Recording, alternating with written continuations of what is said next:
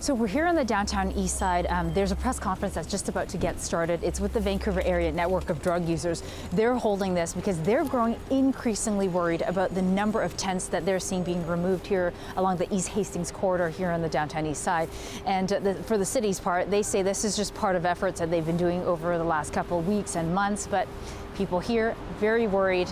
Let's go and listen in. The city's plan is to start this massive decampment tomorrow.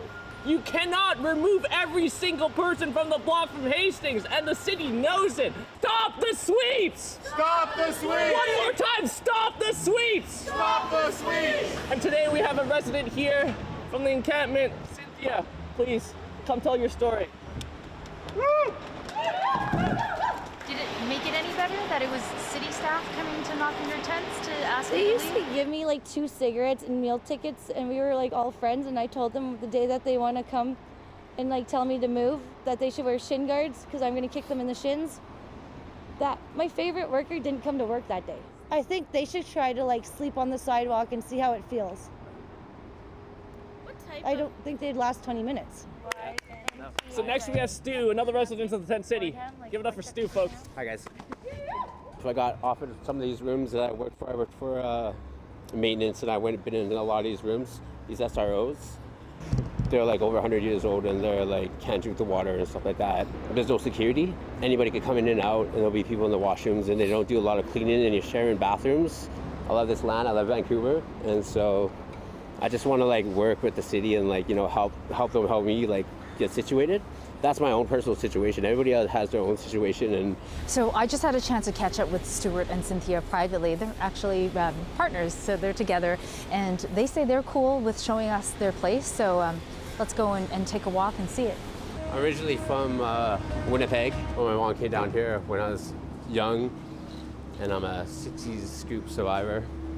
I went to foster care. I was a permanent ward. Went to about almost 30 different foster homes by the age of 10. Over the years, I started going counseling and looking into myself, and it turns out that I know it's bipolar.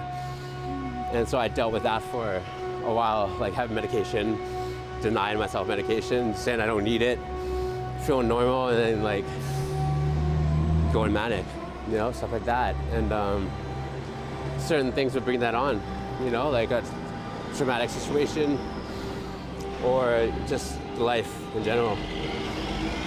Being Native, First Nation person living in Canada. Basically, we're just going to look at the outside of the tent. This is my spot here. Like I said, we're not over potholes, and we try to stream for traffic. Right now, someone cut the ties off our tarp, so we have it over everything. My partner, she likes to decorate, so we have the Canada flag. Is there any way I can see inside the tent? What do you think? Yeah, no, great, so we're off the ground. Oh, okay. How do you stay warm at night?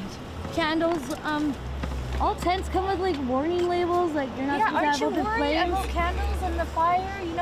We've heard about so many of those, the dangers of it. Vancouver Fire keeps talking about it. Aren't you worried? God watches over us, so if it was meant to happen, then it would happen. Cynthia, that's a big risk. I know, but what else really can you do? It's like freeze or don't freeze. Well, I'm seeing this woman here. She's in a wheelchair, and she's trying to get by. And Sorry about that. the tent is taking Wind's up a lot of against us. space. Do you worry about that? Like you're sharing your space with people in that way. That people have their legitimate concerns that they can't get by. Well, they're like walking through my living room though. Like, could you have somebody walking through your living room, like strangers? Like, if your house was like open to like the public, wouldn't you feel very uncomfortable? It's really uncomfortable. Like, this is the only space that we have. Okay, what about safety? Are you worried about about that kind of element? Like, are people coming in and your possessions? No, because we usually just one of us is always here, and it took 20 minutes for the cops to show up. I know that the cops show up faster to smoke signals than they do to 911 calls. Because somebody did try to get into our tent, and I phoned 911. It took them 20 minutes to show up. And I started a fire outside, and it took 2 minutes for them to show up. So they answer faster to smoke signals than 911 calls. So if I have a problem, then I just start a fire. That really says something about how you feel you're being treated, right? Yep. Well, I'm Your dressed dog, like an you- animal, so I'm being treated like an animal. So I might as well dress like an animal too. That's Yeung reporting from the Downtown Eastside today. Now, for its part, the city says it continues to try to get people moved off the streets and that large entrenched encampments are not an acceptable model moving forward. They say since August, 600 structures have been removed from the area.